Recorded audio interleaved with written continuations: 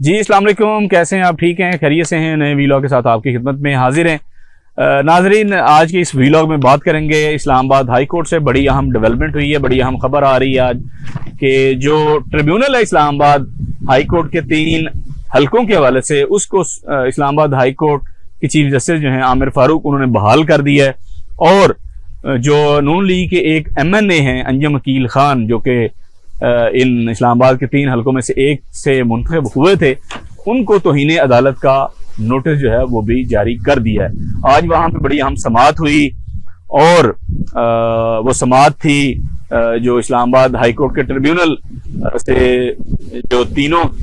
जो हलकों के केसेस लेने के हवाले से मामला था। फिर जो जिस तरह का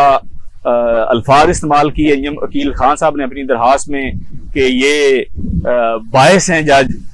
जो जस्टिस जहांगीरी हैं इस्लामाबाद हाई कोर्ट के, जो कि इस्लामाबाद के 3 हलकों के बतौर ट्रिब्यूनल काम कर रहे हैं,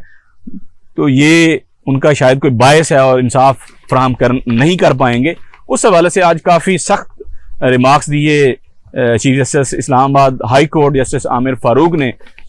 उन्होंने आज वहाँ पे जब समाअत हुई तो काफ़ी रगड़ा नून लीग MNA को कि आपने किस बुनियाद पे एक मुअज़्ज़ज़ जज को जो है वो आपने ये कहा, उनके हवाले से आपने ये दावा किया कि वो इंसाफ में अपनी फैसला नहीं कर सकेंगे, वो बायस हैं, उनका जो है वो टिल्ट है, तो वो आज कोई जवाब वहाँ पे नहीं दे सके। उसी बुनियाद पे फिर उनको उनके खिलाफ जो है वो तौहीने अदालत की कार्रवाई आगे बढ़ी और उनको शोकाज जो है वो जारी कर दिया। उसके साथ साथ जो इलेक्शन कमीशन का फैसला था, जिसमें जो जस्टिस जहांगीरी वाले ट्रिब्यूनल से 3 केसेस लेके एक नए जो ट्रिब्यूनल तैनात हुए थे जस्टिस रिटायर्ड पराचा,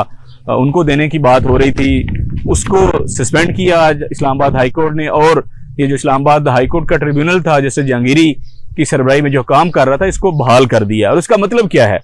ये जाहिर है दौड़ें लगेंगी नून लीग के लिए और ये पूरे PDM टोले के लिए जाहिर है बड़ी तशवीशनाक बात होगी, क्योंकि जस्टिस जहांगीरी तो पिछले 1.5 महीने से एक बात कर रहे हैं कि भाईजान फॉर्म 45 मुझे दिखा दें, ओरिजिनल फॉर्म 45, साथ में एफिडेविट दे दें। PTI ने फॉर्म 45 जमा करा दिए, जमात इस्लामी और जो मुस्तफा नवाज खोकर हैं या दीगर TLP के लोग, दीगर उम्मीदवारों ने जो उस हलकों में कंटेस्ट कर रहे थे, उन्होंने अपने अपने फॉर्म 45 और एफिडेविट भी जमा करा दिए। नून लीग से भी मांगा जा रहा था कि भाईजान फॉर्म 45 ले आए, एफिडेविट भी दें कि अगर फॉर्म 45 में आपने को गलत बयानी की है या अगर आपने जाली जमा करवाया तो आपको सीधा डेरा जेल में भेजूंगा। तो उससे जाहिर डरे थे, उससे डर के भागे थे नून लीग के जो लोग हैं। इलेक्शन कमीशन गए तो इलेक्शन कमीशन ने जाहिर है फिर इन द मीन टाइम जो PDM का टोला है उन्होंने सदारती ऑर्डिनेंस ले आए कि जहाँ पे रिटायर्ड जज को भी बतौर ट्रिब्यूनल तैनात करने का रास्ता हमवार किया गया। और इसीलिए फिर वो दरखास्त सुनी भी गई और जस्टिस जहांगीरी वाले ट्रिब्यूनल से मामला लेके एक रिटायर्ड जज को दे दिए गए।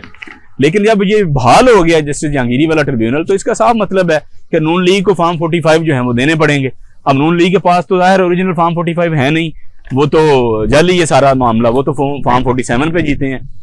ये जाहिर PTI का भी यही दावा है। तो बात बड़ी सादा सी है कि ये 3 हलके जो हैं वो नून लीग से जाते हुए नजर आ रहे हैं और इनके पास क्योंकि फॉर्म 45 है नहीं, और बाकी जो जमातें थी, PTI है, TLP है, मुस्तफा नवाज खोकर हैं या जमातें इस्लामी वगैरह, उन सारों के आपस में फॉर्म 45 मैच कर गए हैं। और जस्टिस जहांगीरी साहब ने यह भी कहा था इस ट्रिब्यूनल की समाअत के दौरान कि मैं इसकी जो फ्रांजिक है वो भी करवानी पड़ी, अगर किसी बाहर के मुल्क से, वो भी मैं करवाऊंगा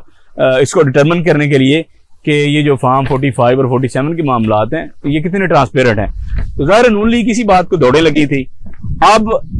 ये सीटें, एक भी सीट जब फॉर्म 47 वाली जाती रही नून लीग से या इस हुक्मरान टोले से, तो इनको लाले पड़ जाएंगे जाहिर है। और ये मसला सिर्फ नून लीग का नहीं है, ये मसला इलेक्शन कमीशन का भी है, ये मसला इस्टेब्लिशमेंट का भी है, ये मसला ज़ाहिर काजी फायज़ ईसा साहब का भी है, जिन्होंने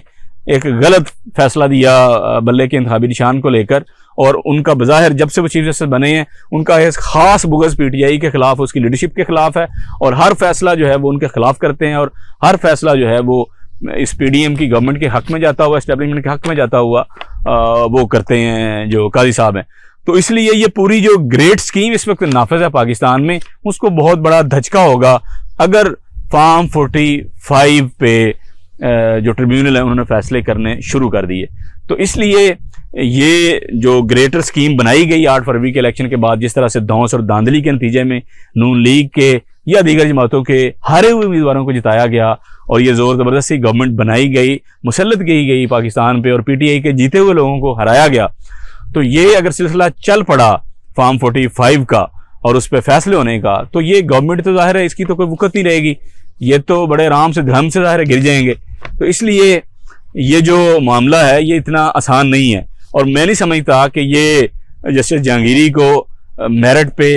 ये मामला ये करने देंगे, क्योंकि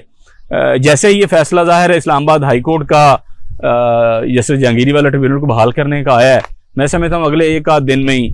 इसके खिलाफ सुप्रीम कोर्ट में पिटीशन दायर हो जाएगी इलेक्शन कमीशन की तरफ से, और फिर जाहिर है काजी साहब वहाँ बैठ के, क्योंकि इसके साथ आइडेंटिकल मामला ऑलरेडी जो है वो काजी साहब ने अपने सामने लगा लिया है जस्टिस अफगान के साथ मिलकर 2 रुकनी बेंच जो है, ये ऑलरेडी इस तरह का एक आइडेंटिकल मामला जो है वो ये जो लाहौर हाई कोर्ट ने